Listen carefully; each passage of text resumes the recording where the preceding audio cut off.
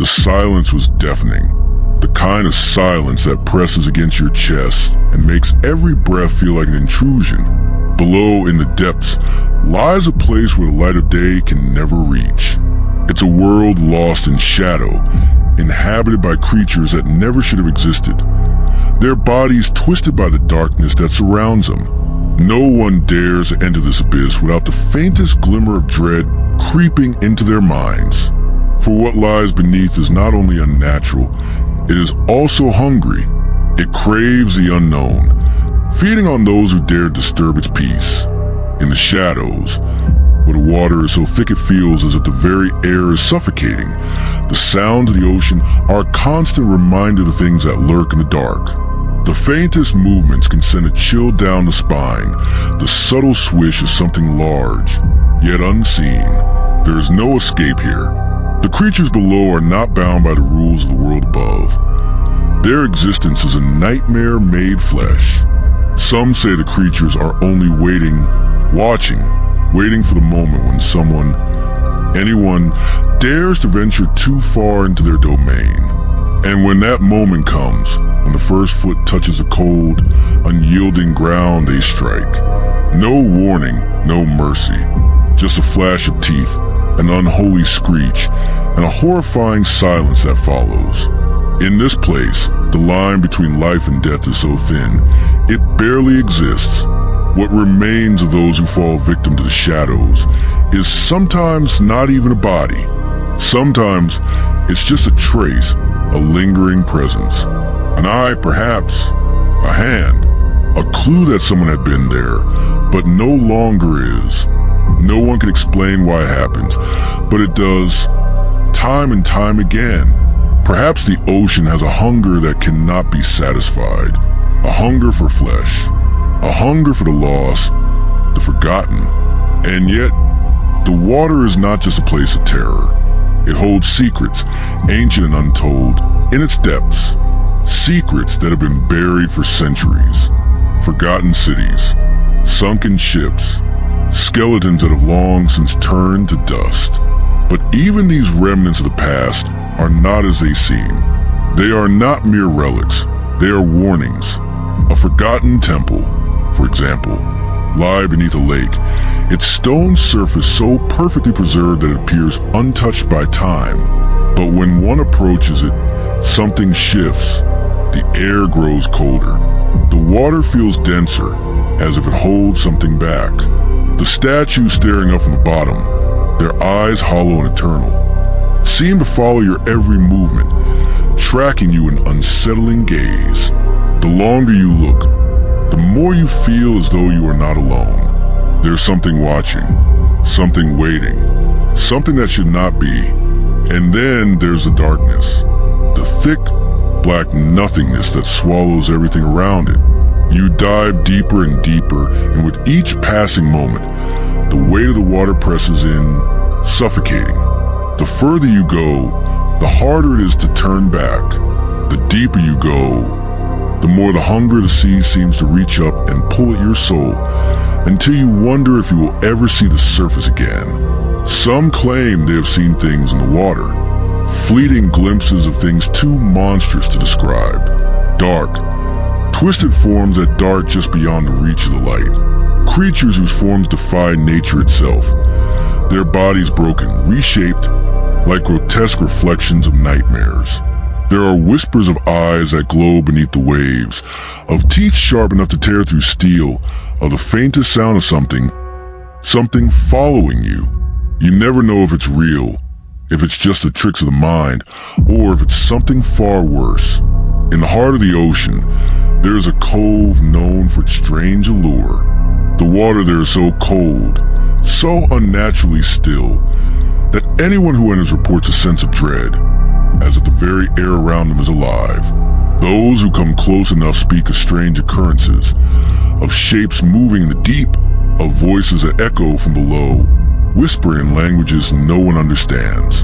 The more you listen, the clearer it becomes that these voices are not meant for you. They are not speaking to you, but to someone else, someone far beneath the surface.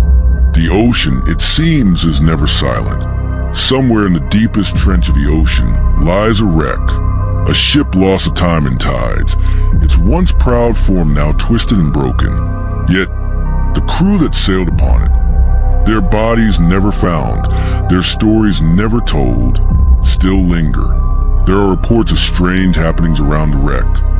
Flickering lights, shadows darting in and out of sight, and those who dare to dive there, well, not all of them return. Some come back with nothing but empty eyes, their faces pale and haunted by things they can never unsee. In another part of the world, far from this cursed place, there is a village by the shore, where the ocean crashes against the cliffs in a way that seems unnatural, as if it is angry. The villagers speak of a curse that dates back centuries. They tell stories of sacrifices made to the sea, of deals struck in the dark depths, and of things that were brought back from the bottom of the ocean, things that were never meant to be returned. The villagers know the truth, but they refuse to speak of it. They know that once the sea has taken something, it does not give it back, not fully. For those who venture too far, there is no return. The ocean does not forgive trespassers. It watches, waits, and when the time is right, it claims what is owed. There is no escape from the darkness below. There is only the inevitable, the creeping, suffocating terror of knowing that something is out there, watching, waiting, hungry, always hungry. As the shadows deepen, so does the mystery. The hunger that lies beneath is never fully understood. It cannot be explained by science, by reason, by logic. It is the darkness that calls to the soul, that claws at the edges of the mind, that gnaws at the heart. And those who try to uncover its secrets, who try to reveal the truth, are often swallowed whole, leaving only a whisper in the water, a brief disturbance in the surface. The ocean does not forget. It never forgets. The hunger is always there. The darkness below is endless, stretching farther than the eye can see. It is a void where the concept of time loses all meaning.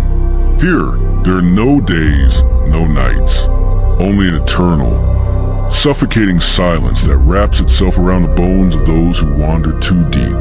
The creatures that dwell in this abyss are not mere animals. They are ancient things, born long before humanity. Their existence is a twisted reflection of the nightmares mankind has yet to understand. Some say these creatures were born from the very darkness of the sea, shaped by its cold and hunger. They have no names, no purpose except consume. But there are others who believe these beings were once something more. They were gods, once worshipped by ancient civilizations who lived by the shore. Their temples now submerged beneath the weight of the ocean. But something happened. Something went wrong. The sacrifices stopped. The prayers faded into silence. And the sea, with its eternal hunger, began to reclaim its former masters. At the deepest depths, far beyond the reach of any human light, there is a place called a veil, a thin, undisturbed layer of water that separates the known from the unknown. Those who have ventured too far speak of it, of the moment when they first crossed a boundary, when the water around them seemed to change. The pressure increased, the air thickened, and suddenly, they were not alone. The creatures that lived in the space were nothing like anything the world had ever known. Their forms were incomprehensible, twisting and writhing in ways that defied all logic. They did not have eyes, not like humans. Instead, they sensed their prey through the vibrations in the water, through the faintest whisper of movement. The worst part? They are always there, lurking just beyond the edge of vision, never fully seen but always felt. Their presence hangs like a fog over the soul, a slow suffocation that sinks into your skin, chilling you to the core. The deeper you go, the stronger it becomes. The fear of being watched, the knowledge that you are no longer in control, that the sea now controls you. There are stories of those who ventured into the veil and returned changed, their eyes hollow, their minds shattered by what they witnessed. Some spoke of vast underwater cities, cities that were not built by human hands, cities that shouldn't have been there. These ruins, buried beneath miles of cold water, were said to be home to beings of unimaginable size. Their eyes, if they could be called eyes, were said to glow with an unnatural light, their gaze piercing to the water like lasers. It was as if the ocean itself was alive, a vast entity with a consciousness that reached into the minds of those foolish enough to disturb it. And then there are the whispers, quiet, barely audible, carried on a current like a haunting song. Some claim they're the voices of those who've been lost. Sailors, divers, explorers, all swallowed by the sea. But others believe the whispers are more than that. They believe the voices belong to something older, something far darker, something that has been down there, waiting for someone to listen, waiting for someone to answer. The ocean is a prison, not for those who die in its depths, but for those who survive, the ones who come back, changed. It's not just the physical scars that remain. The true horror is what is left behind in the mind.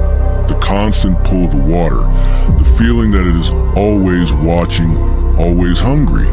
They say it's a curse, but it's more than that. It's an obsession, a calling, a thread that ties into the deep and will never let go. Some say it's the sea trying to reclaim what was taken from it, but others believe it's something worse, something older, something that has been waiting in the dark, growing stronger with every soul it claims. The ocean does not forgive. It does not forget. It waits, patient and hungry, for the next soul to wander too far, for the next person to ignore the warning signs and dive deeper into the abyss. And when they do, the ocean will reach out, as it always does, and claim them, slowly, methodically, until there is nothing left.